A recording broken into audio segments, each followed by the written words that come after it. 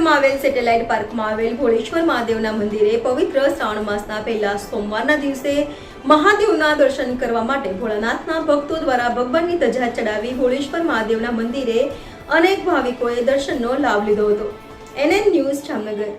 દર્શક મિત્રો, તમારી આસપાસ બની રહેલી અવનવી ઘટનાઓ વિશે જાણવા માટે NN ન્યૂઝને લાઇક કરો, શેર કરો, સબસ્ક્રાઇબ કરો અને બેલ આઇકન પ્રેસ કરો, જેથી આપને નોટિફિકેશન્સ મળતી રહે.